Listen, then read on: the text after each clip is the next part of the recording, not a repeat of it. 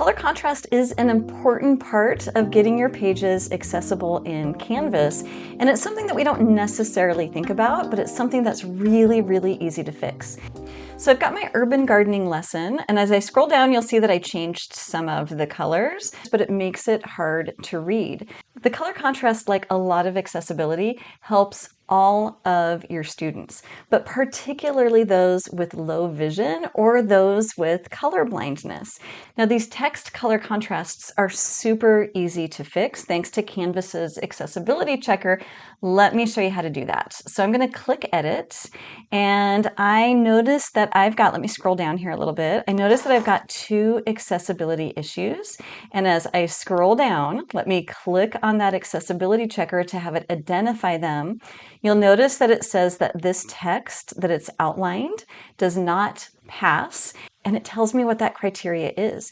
It needs to be a minimum contrast ratio of 4.5 to 1. Let's take a look at those requirements. So these are the WCAG minimum requirements to meet the AA standards. So for normal text, like we just saw, that contrast needs to be 4.5 to 1. And that contrast goes as high as 21 to 1, which would be black writing on a white background, all the way down to 1 to 1, which would be the same color. Now, if we're instead looking at a larger font, 18 or higher, or bold text, then we can get away with a lower contrast, and that lower contrast happens to be 3 to 1. So we also need to make sure that color contrast for graphics, say that we've got some text on an image or maybe a chart or a graph, we need to make sure that these meet the minimum guidelines as well. And the minimum guidelines for graphics with colors next to each other is 3 to 1. And what I've got here on this slide shows you examples of those color contrasts. Okay, so what does this mean for our lesson? Now, I am still here in the accessibility checker. I'm actually going to get back into it just in case you're not. So I'm editing my page. Let me scroll down a little bit so we can see better. And then I'm going to click my accessibility checker. And it identified this text, obviously, as being too light. But what it gives me is a color picking tool. All I have to do is to move my color picker, this little circle here, over until that apply button is live. So watch it go from being lightened to being darkened. And I can do this with any number of colors. As soon as I find one that I like, I'm just going to click on that and then click apply. It could not be easier. And I need to do the same with this. The red actually looks better, but I do need to make this one a little bit darker. It does not meet that 4.5 guideline. Okay, so I'm just going to move this over until the apply button is live. Okay, perfect. How about there? And then I hit apply. So let me go ahead and click. So yay. So let me click that X.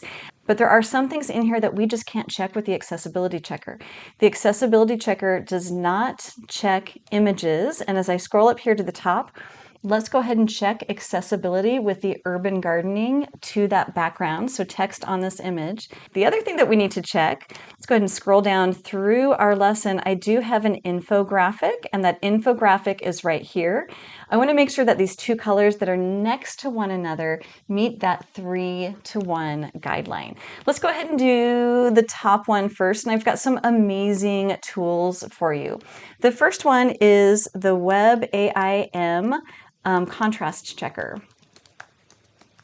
I will put the link in the description down below. This is wonderful. It's free. It's web-based, but you do need to get the hex code for your colors.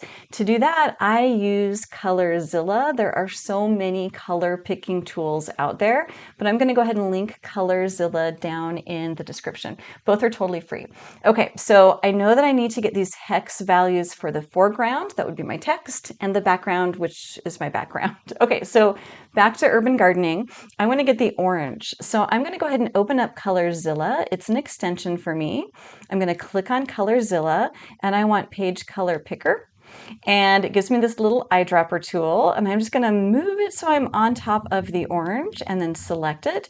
It has copied this hex code. Okay, back over to my color contrast checker. I am going to highlight over this default hex code and let's do a Control V and then enter. Okay, so there is my foreground. Let's get that background as well. Okay, so back over here, let's go ahead and grab the background. So I again want to go to my ColorZilla and I want to grab my color picker and I'm going to grab my background color here. So grabbing my background color, and I'm going to drop that in. It's been copied. I'm going to drop that into the default background. So Control V and then enter. And it puts me at a really great contrast ratio there of 5.22 to 1. Now, if you wanted to meet the higher guideline, the AAA guideline, you'll notice that it does pass the AAA guideline as well. That 3:1 guideline is the AA guideline. Okay, let's do the infographic next. Okay, so back to our page. I'm going to scroll down to that infographic, and I do have some pie charts. And I want to make sure that those two colors in the pie chart have a contrast ratio of at least 3:1. Okay, let's go to my color picker, ColorZilla, and then color picker. I'm going to go ahead and grab that green color. Okay, so grabbing the green color. I'm not doing a foreground and a background here. I'm just going to let this one be the foreground and the other one be the background. So Control V and then enter here. So there's that green color. And then for the background, it's really going to be the other color. Let's get back to that color picker and then color picker. And I want to pick this maroon color here, there, that maroon color there. I'm just going to put this one as the background, even though they're next to each other. Okay, Control V and then enter. Let's go ahead and check that contrast. And I barely got there, right? I've got a color contrast there of 3.38 to 1. I'm going to link these free tools down in the description below, along with the Canvas accessibility checklist, also completely free. You've got this.